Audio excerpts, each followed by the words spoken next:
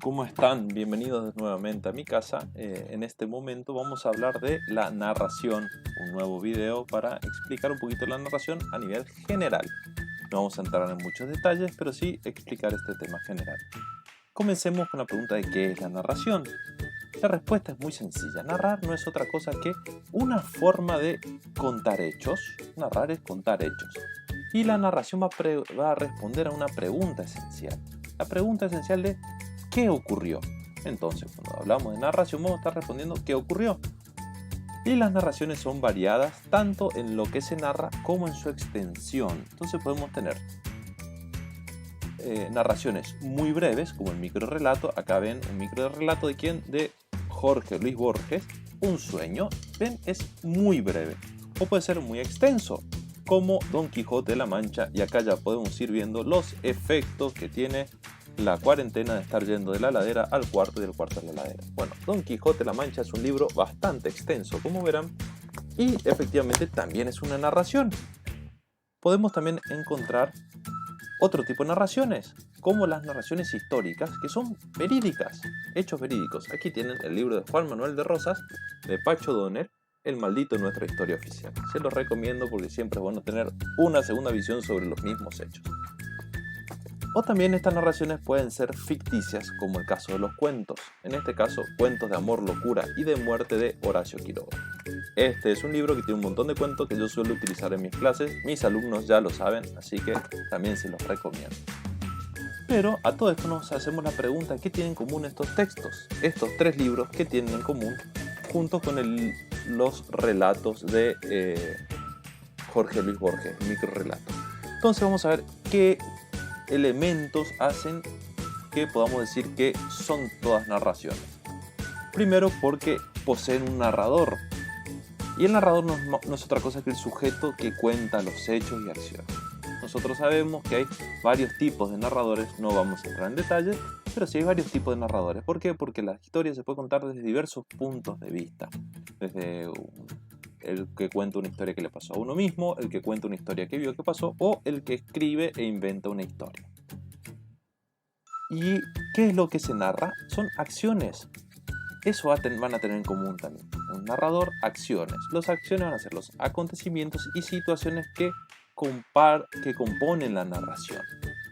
Ya vimos que narrar es contar hechos. Bueno, esos hechos van a ser las acciones que tienen que estar, porque si no, no estaríamos narrando, estaríamos describiendo. También tienen que tener personajes. ¿Por qué? Porque los hechos le suceden a ciertas personas. Entonces van a ser estas personas a los que les suceden los hechos o los que realizan los hechos. Entonces ahí ya tenemos tres elementos esenciales. Después hay una estructura. La estructura generalmente se divide siempre en situación inicial, nudo, conflicto, desenlace o situación final. Pero no siempre tiene esta estructura. Hay algunas narraciones que no tienen tanto esta estructura. Podemos ver narraciones jurídicas, donde uno narra una situación que aconteció de manera real, ya sea en una exposición judicial, en un juicio uno narra también, pero a veces no vemos esta estructura. Pero sí tienen en común todas las narraciones la organización de estos elementos, ¿no? Entonces la estructura, ¿qué va a ser? La organización de las acciones, de los elementos. Otra cosa que tienen en común es el tiempo. El tiempo, que es la duración, sucesión y orden en que se producen los acontecimientos. Nosotros podemos narrar una pesca contando desde el final, por ejemplo, que pescamos un surubí de 25 kilos y terminar nuestra narración con el inicio, cómo nos preparamos para ir a pescar, o una fiesta, cómo terminó la fiesta, cómo estuvo la fiesta, y después ir contando cómo nos fuimos preparando para llegar a esa fiesta. Entonces, el tiempo es eso, es la duración en una parte, la sucesión y orden de los hechos, los que van sucediendo, ¿no? Y el espacio ¿qué va a ser? Va a ser el lugar donde transcurre la historia, porque si estamos hablando de hechos, de acciones, de un tiempo, de personajes, tienen que estar en algún lugar. No puede ser únicamente en la nada, tiene que haber un lugar donde se desarrollen. Bueno, y estos serían los 6 elementos comunes que tienen la narración para poder decir que estos libros que les mostré, más el microrrelato de Jorge Borges, tienen en común. Sin embargo, tenemos que tener en cuenta algunas cosas. Todo texto pueden tener algunas narraciones. Ustedes me pueden decir que leyeron un libro de biología y encontraron una narración. Puede ser un libro de historia, únicamente historia, un informe y tiene narraciones. Puede ser. Nosotros lo que tenemos que ver es quién predomina. ¿Qué predomina? ¿Qué tipo de texto predomina? Entonces, si lo que predomina es una narración y dentro de la narración hay una descripción, bueno, va a ser un texto narrativo. O si hay una descripción y dentro de la descripción hay una breve narración, puede ser un texto descriptivo, perdón.